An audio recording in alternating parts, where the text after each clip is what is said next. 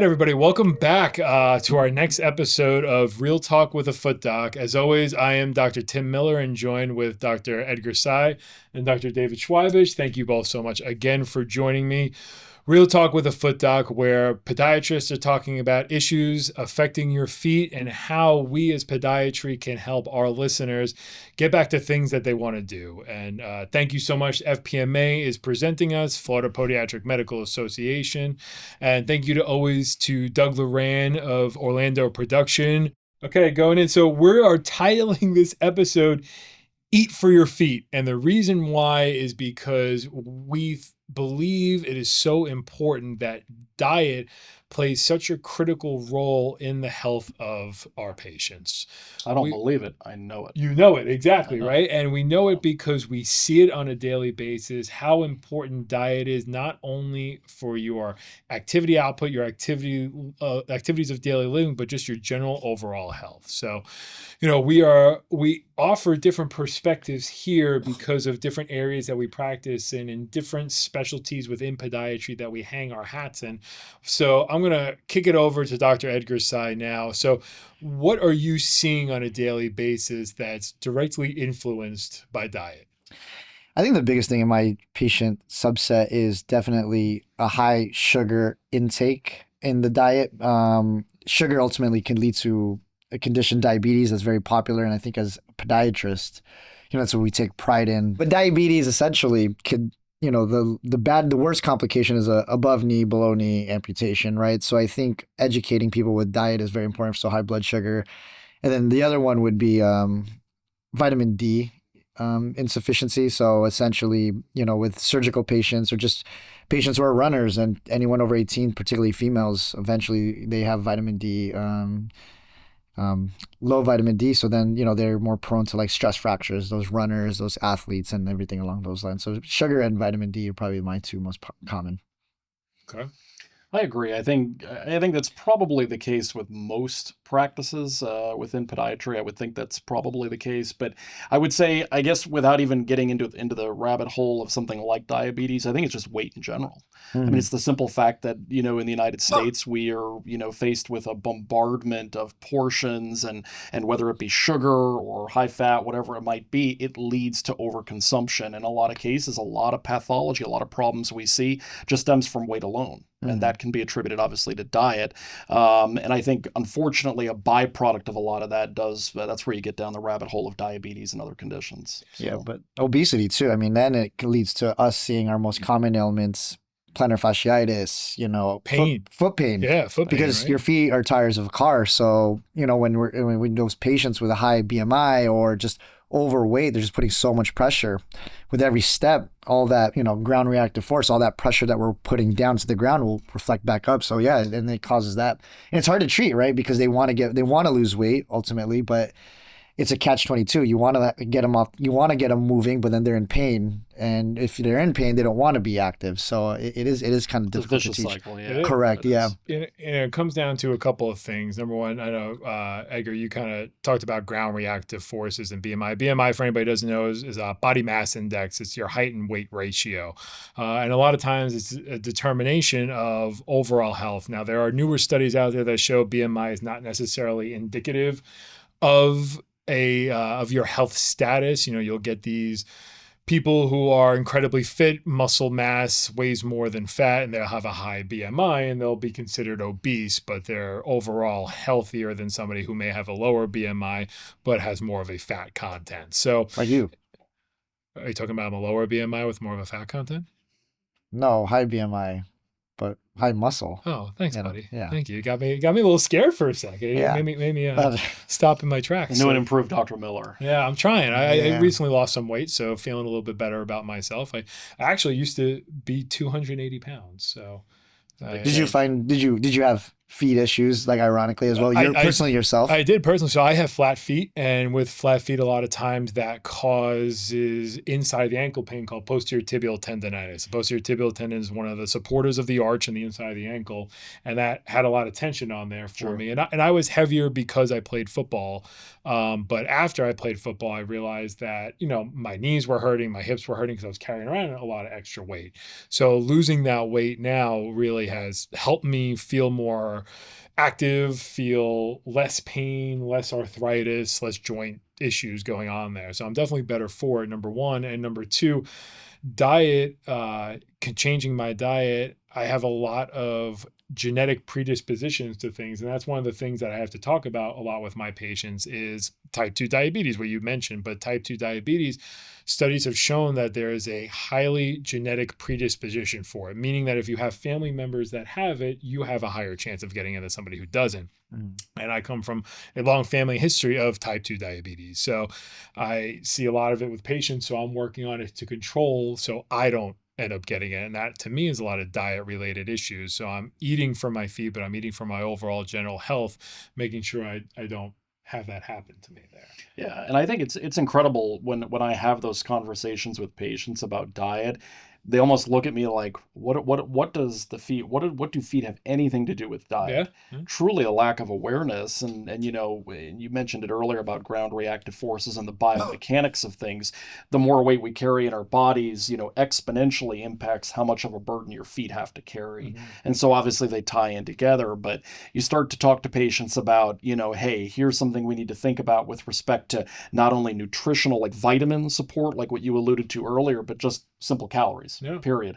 How much are you actually eating to do your day on a daily basis? With COVID, obviously, a lot of people have transitioned into an environment where they're working remotely, they're sitting at a desk versus a more on the feet kind of job. And I've seen that personally in my practice, that patients have gained weight simply because of that change in what their day-to-day work life is. And that translates into problems. They're like, I never had this problem before. Why is it? Well, have you had any weight gain over the past few years? Yeah, I've gained about 30 pounds since COVID started, got a different job, I'm working remotely. And all of a sudden, that's when all my problems started to flood in. So direct correlation is there. I think a lot of people they need that light bulb moment to go off where they realize, wow, I never thought that weight would actually cause all these problems. And we'll be right back after a word from our sponsor. At Barry University, we started using ModMed. It's a very easy touch EMR system for our providers and our students to get better accuracy, much more office flow efficiency. You have the availability for a desktop and an iPad. We talk about calories, right? Calories, what are calories?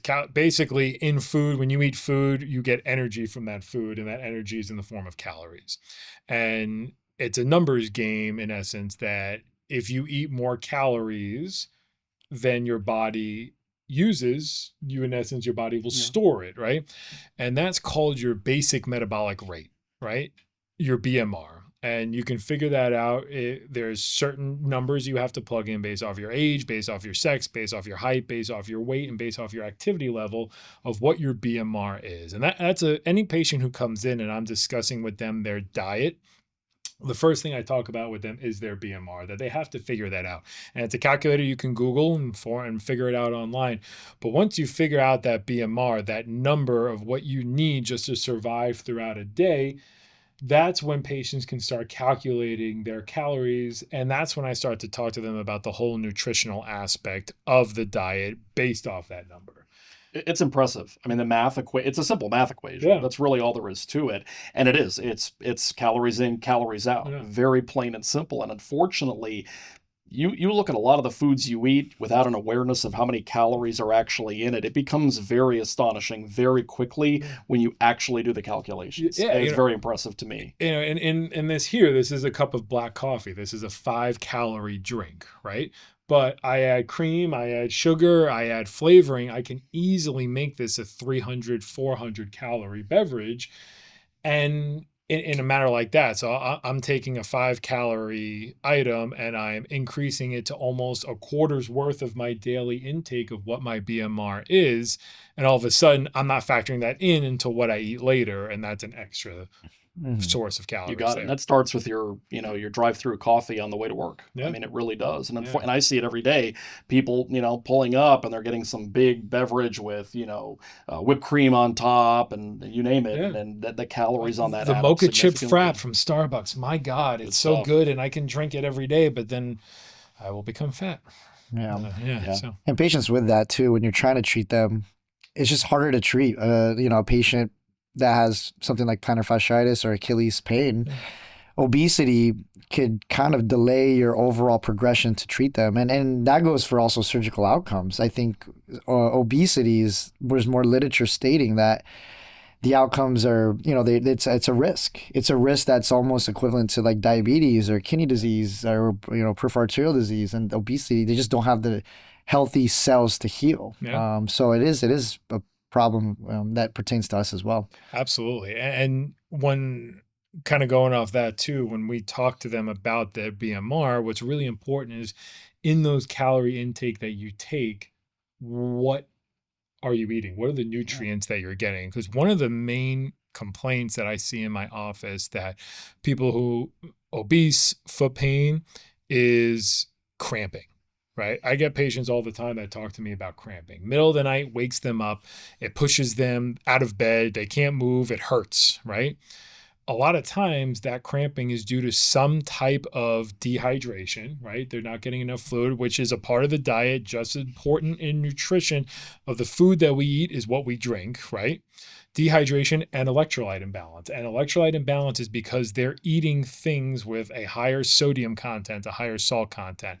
They're throwing things off metabolically or in their body themselves that is causing these cramping issues. And that's the education aspect that I love to spend time with my patients talking about.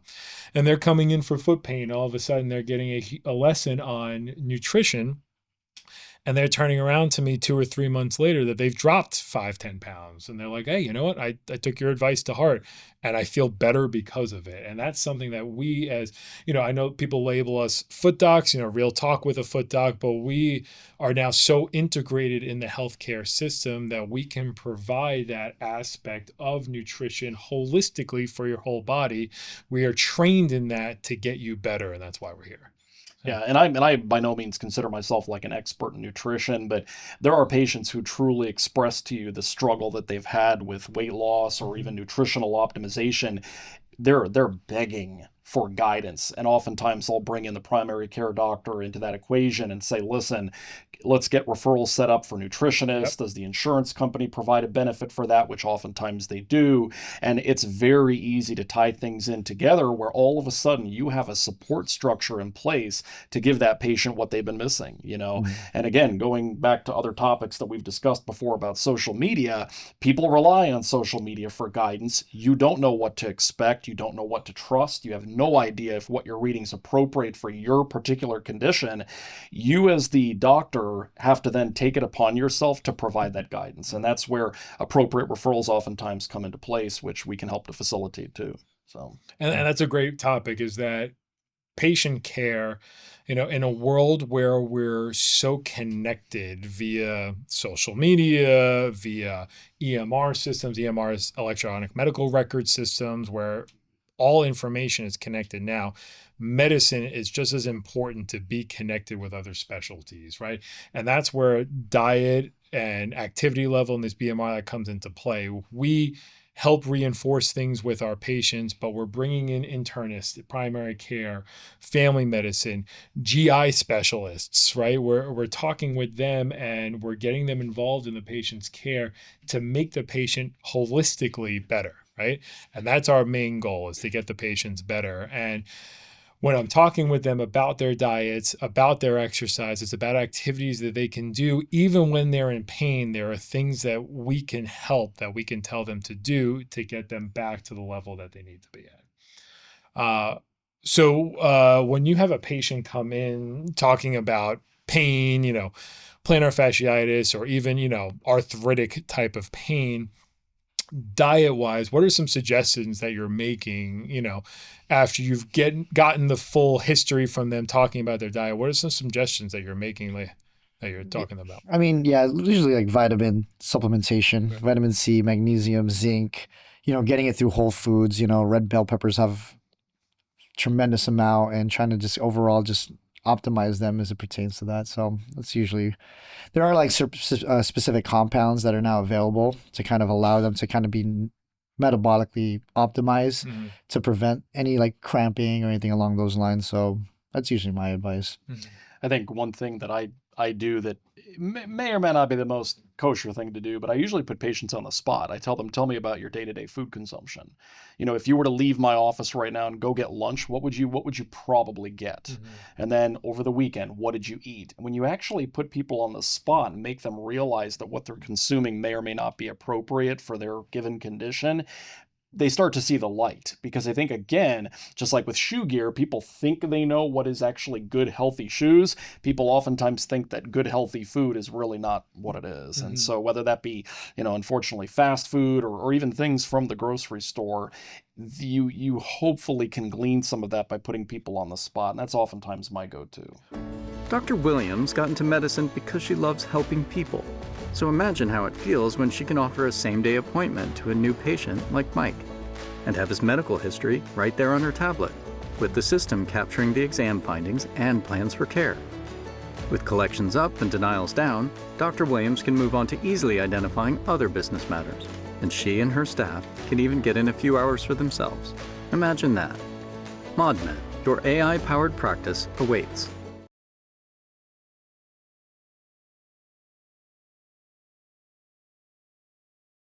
In a world, in a society where we have so many choices, where there's so many different advertisements about quick, fast, easy, simple, and our hours, and I'm sure you guys, can attest, and even audiences who are not in the medical field, we're working 12, 13, 14-hour days. The last thing we may necessarily want to do at the end of the day is think about cooking, right? Or think about healthier. Sometimes it's easy just to do a drive-through. Sure. Yeah. And it tastes good, right? And it's cheap, right? With inflation, high costs of everything, you can get a full meal for $5. That's an easy easy pill to swallow. Yeah. But at the end of the day, it's what you put in is what you're going to get out. And you may be feeling sluggish. You may be feeling slow. A lot of foods that are processed going through to be made, like breads, right? It goes through a process to be made that can cause a pro-inflammatory environment in our body, right? And arthritis is inflammation, right? And if you're putting your gut health into an inflamed state, it affects the body overall. Yeah, you're stoking the fire. 100%. That's a good way to look at it. Stoking the fire. That's a good way to look at it, right? And you don't want your body to be in an inflamed state. And I'm a huge believer in gut health, right? And that's where diet comes in. A lot of the gut health we're talking about, a lot of bacteria that are in our body are within our stomach or within our intestines, and they help break down food, right? And if they have to work harder to break down food, the body will become more inflamed because it's overworking, right?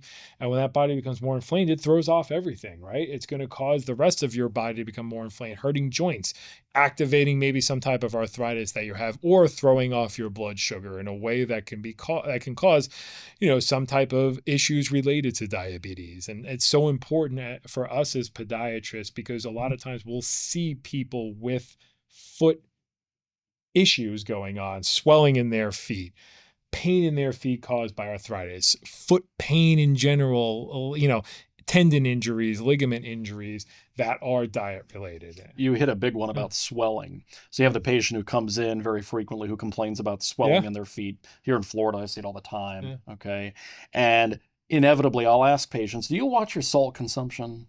Do you watch how much salt you take in? Oh, and they say, I never add salt to anything. Doesn't mean you're not getting a lot of salt. That's very true. Okay, let's talk a little bit about what kinds of foods you eat. And again, it goes back to a lot of times processed foods, deli meats, for example, or things that you get from fast food restaurants are laden with sodium in incredible levels in the United States, very much so. And unfortunately, people do not understand. If we had labels on everything that you ate and you saw how much sodium you take in the average American diet, it's incredible. Yeah. Incredible. And that leads to a lot of swelling. And that's where the processes come in, right? Sodium is a way to process food to keep it better longer, to keep it fresher longer, and a way for taste. As a preservative, Yeah, yeah. I and mean, a way to mask it's taste. a critical part of the diet in this country, but unfortunately, we take it to an extreme. We Yeah. really do. And then flipping the script a little bit, Edgar, you had talked about like the stress injuries in runners, because we get patients that come in as well too, and they're, may not be obese. They may be on the opposite end of the spectrum. They may be incredibly skinny, right? Because they're marathon runners. They're burning a lot of calories, but they may not be taking in enough or enough of the right nutrients to support their body. So if you can kind of just talk about that and see where along the lines are you seeing those patients? What are you recommending for them? Yeah. I mean, for those types of athletes, I mean, particularly females, anything over 18, again, vitamin D sufficiency. I know I keep bringing it up for those athletes. I just find that very prevalent. It's funny you say that, because we live in a state in Florida, and even our listeners who are outside of Florida, they call it the Sunshine State. There's a lot of sun, but there's also a lot of issues with melanoma, right? We talk about skin cancer. So people tend to be afraid of that, so they'll stay inside. So in the United States, there is a huge issue with vitamin D deficiency, and vitamin D is really important in bone health. It creates strengthening in bones. So that's why Dr. Sy is kind of talking about that and his people there. So. Yeah. I think it's very prevalent. I think it's the kind of underlying cause for those stress fractures, bone bruising, and just overall osteoporosis for people. So Yeah, and it's incredibly common. Patients will tell me all the time, "Oh, I'm outside all the time. I'm outside all the time." And inevitably, a lot of those patients with blood work will reveal that they have vitamin D deficiency, had no idea, never suspected it, may not show any other symptomology, but is having recurrent issues with bone stress, bone edema, or obviously stress fractures in that case.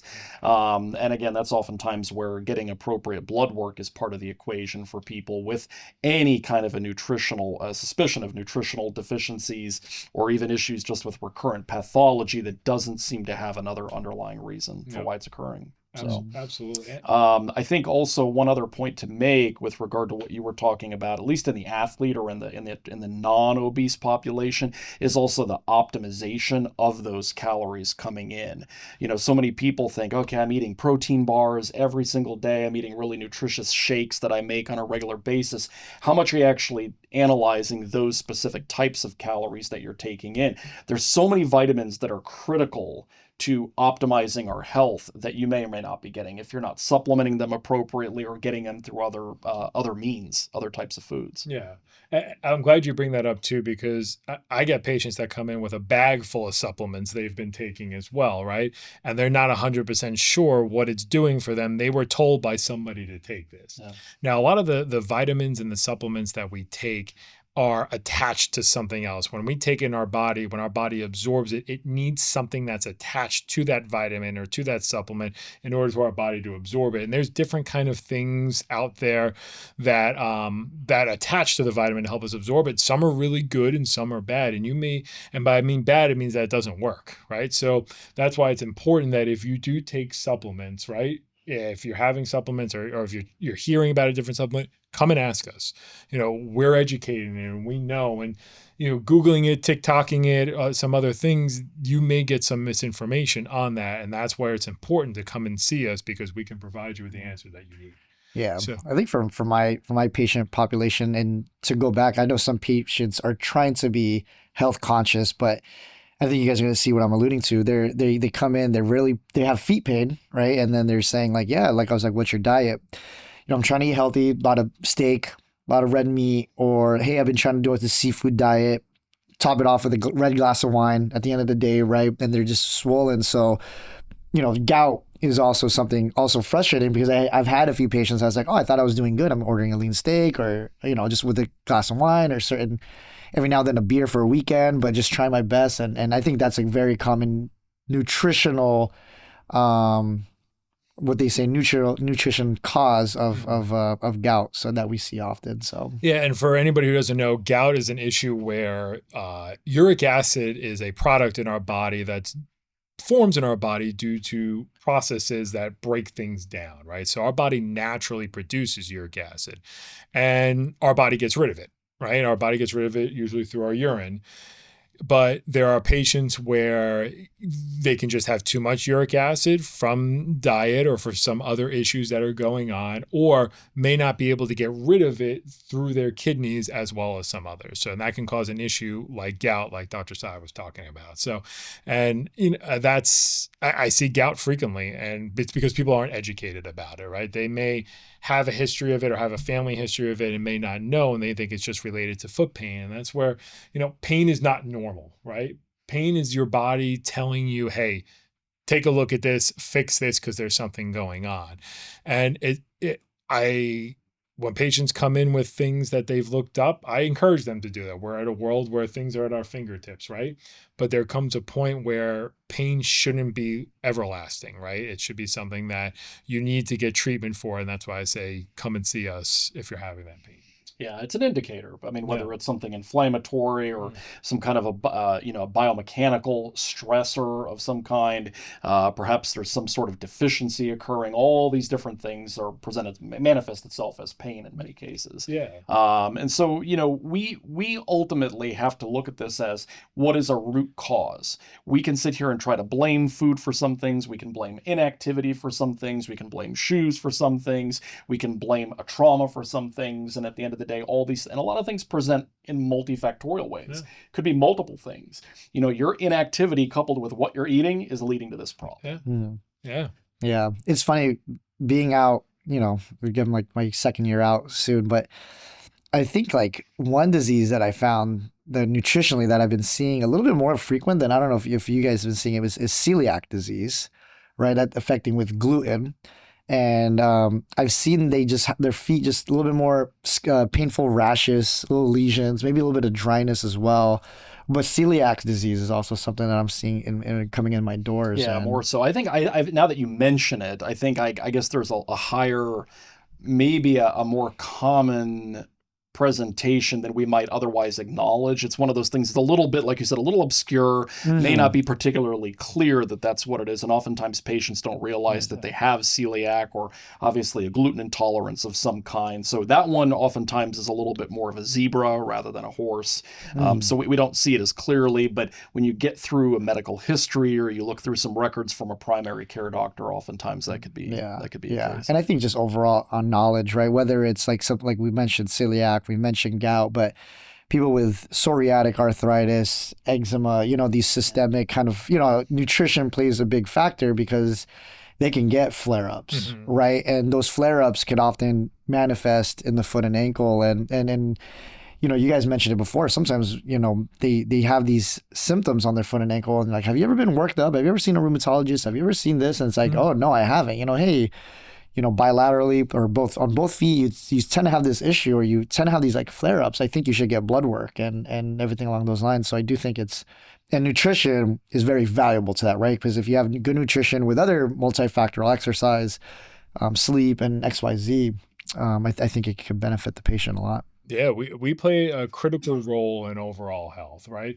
Like you've said before, Edgar, that the feet are like tires on a car, right? So they're supporting us, they're helping us perform activities that we want to do, and you get out what you put in, right?